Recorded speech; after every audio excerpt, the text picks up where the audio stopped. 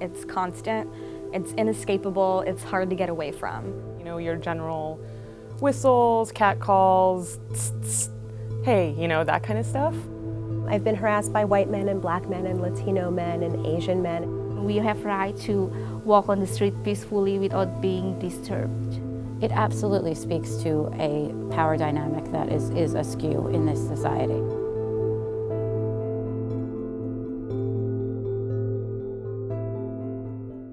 I want a diamond ring, I want some bracelets and everything. Catcalling is an all-American pastime. Hey, it's my sweetheart.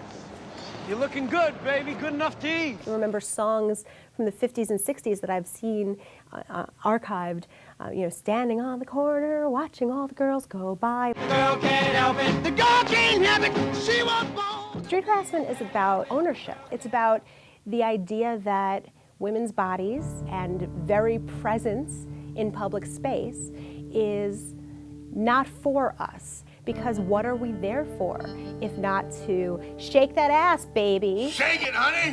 Yeah! And I often think men aren't aware of how different it is for women to walk down the streets.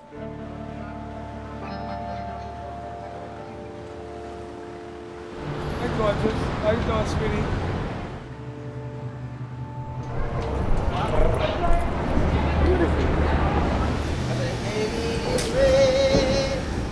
Hey, what's that? I know the way I dress is kind of provocative, but it doesn't mean that I should have to deal with it. Do I think women should be judged or harassed based on what they wear? Absolutely not. To me, that's a slippery slope that leads to the argument that girls who wear short skirts are asking for it. I really admire the women that respond back on the street. Go to hell. It gets a taking back of the power in the moment. I wish more girls would come out of their shell and just tell somebody to shut the fuck up. Just do it, you'll feel way better. Street harassment is almost like a gateway drug to other more serious forms of violence. The idea that women don't control their own bodies on the street is so connected to the culture that allows women to be sexually assaulted.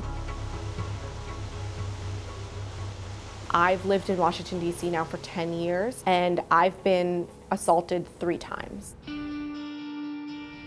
My name is Jennifer Corey. In 2009, I was crowned Miss District of Columbia.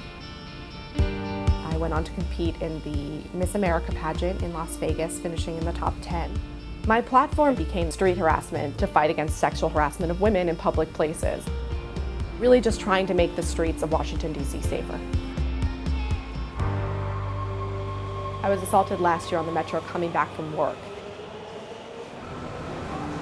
I got on the Metro, and just as the doors were closing, a man came up behind me and shoved me into the car.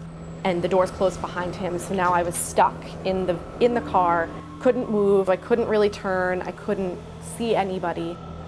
And slowly I started to feel something touching me from behind. I could still feel the pressure more and more building into pushing into behind me. And I knew what it was. I just didn't want to admit I knew what it was. And at one point, I just started to panic, and I turned my body a little bit, and I could see that he had his hand in his pants. And I couldn't get that image out of my head, and I just started to dart my eyes around, looking, like silently screaming for anybody to help me. So when we got to the Pentagon stop, the doors opened, and I jumped out of the car, and he followed me out. And I just stood there frozen, and we locked eyes, and he just kept walking and just gave me this deep, terrifying stare that chilled me all the way to my bone. And he went up the escalator, and I jumped back on the Metro before the doors closed. And I just immediately started crying.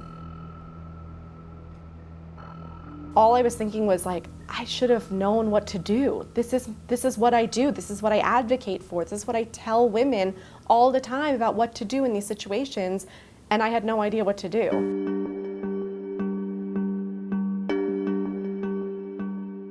Just because you live in a big city and you're riding public transportation doesn't mean that it's okay for somebody to touch you. It's not just part of living in a city. It's wrong and it's illegal. This guy just straight up grabbed my ass. He pushes me against the wall and he grabs my breast. The next thing I know, I feel a hand up my skirt. I pushed him away. I said, "What the hell do you think you're doing?" I pushed him away from me with all my force. And he looks at me, he stares at me in the eye with this smirk. And he looked at me and he smirked at me.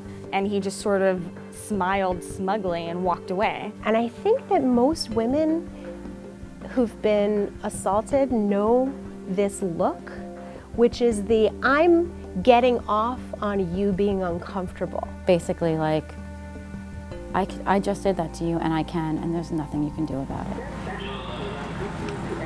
Since this incident happened on the Metro, I honestly have not taken the Metro to that station.